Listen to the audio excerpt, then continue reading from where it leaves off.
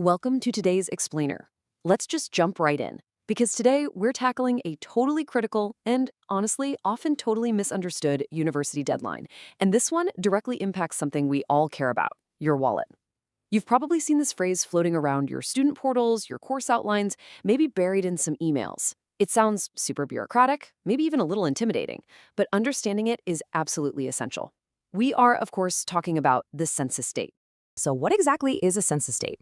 Well, think of it kind of like this. You know when you sign up for a free trial of a new streaming service? You get full access, you can binge whatever you want, test it all out, and it's completely risk-free. But there is always that one very specific date where if you don't hit cancel, your credit card is definitely getting charged. Your university courses operate on a really similar principle. The census date is basically the exact moment your university free trial period expires. And that analogy brings us to the core definition we really need to nail down today. The census date is the specific point in time when your enrollment in a course becomes financially locked in. I really want to emphasize those last three words: financially locked in. This is not just a polite suggestion or a soft milestone, it is the absolute cutoff point. Once midnight strikes on this date, your financial commitment to that specific class is completely permanent. Okay, let's look at Section 1, the four-course scenario. Let's see how this actually sneaks up on people in the real world. Picture this. It's the very start of the term. You are highly motivated, the campus is buzzing, and you eagerly enroll in 4 courses. You're completely ready to take on the world.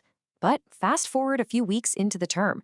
You've sat through some lectures, you've really looked at the syllabus, and you suddenly realize that taking these 4 specific classes all at once is wildly different from what you were imagining on enrollment day.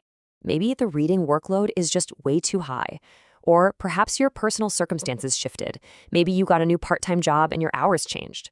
Or, let's be real, maybe you just picked the wrong course entirely and it's nothing like what you wanted to study. First of all, I just want to validate that. It's perfectly normal. It happens to literally almost everyone at some point. Realizing a course isn't a good fit is totally fine. But the timing of your decision to drop that course, that is everything. Here is the catch. If you make the call to drop the course before the census date, you can breathe a huge sigh of relief. You can normally drop it without having to pay any course fees, and generally, it won't even show up on your academic record. It's like it never even happened. But, and we really need to be clear about this, if you wait until after the census date, things change drastically. If you withdraw after that date has passed, you are now financially liable for that course fee. Now, what does financially liable actually mean for you? For a lot of students using HEECS help or fee help, this isn't necessarily an immediate out-of-pocket cash expense, which honestly makes it super easy to ignore. But make no mistake, missing this deadline usually means that the full course fee is permanently added to your help debt. You're going to be paying for a class you didn't finish and potentially didn't even want to take for years to come as you pay down that loan. All right, moving on to Section 2, financial versus academic deadlines. This right here brings us to a major point of confusion, and it traps so many first-year students. Let's walk chronologically through a term so you can see exactly where the trap is. Step 1, the term starts. Step 2 is your census date, again, your financial lock. But check out Step 3. The academic drop deadline often happens after the census date. So there might be a later date in the term when you can still withdraw without facing an academic penalty, like a fail on your transcript. This gap between Step 2 and Step 3, that's where people get caught out. And here's why that gap is so dangerous. No academic penalty does not mean no financial penalty. You might log into your student portal, drop a course late, and feel totally relieved that your GPA is safe. But because the census date already came and went, the financial machine has already locked you in. You saved your grades for sure, but you are still paying full price for the course. Census date is mainly a financial deadline, not just an academic one. Which brings us to Section 3, your enrollment action plan. So let's get proactive. How do we manage this so you never get stuck paying for a class you don't take? Here are your 3 golden rules. Number 1, before census date, check your enrollment carefully. Are you in the right classes? Is the workload actually manageable? Just be honest with yourself. Number 2, know that withdrawing after census has real financial consequences.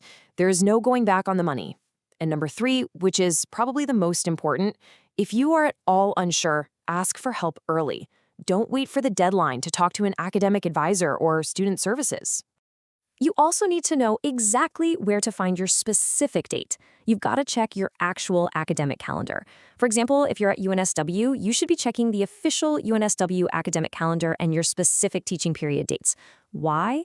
Because you absolutely cannot assume every single class uses the exact same calendar. Different courses and different teaching periods can have completely different census dates. One might lock in on a Tuesday, while a shorter intensive course might lock in 2 weeks prior. Always verify the date for each class. As we wrap up this explainer today, I want to leave you with this foundational quote straight from the source material. Census date is the deadline you should know before deciding whether to stay enrolled in a course. It's not just some random footnote. It's literally the defining moment of your enrollment for the term. Seriously, put it in your calendar, highlight it, and treat it with the respect your future finances deserve.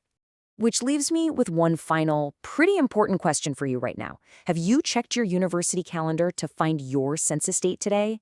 Don't wait until you're completely overwhelmed with assignments. Take just 5 minutes right after this explainer, log into your student portal, and find out exactly when your financial lock-in happens. It'll be the absolute smartest investment of 5 minutes you make all term. Thanks so much for joining me on this explainer, and stay focused out there.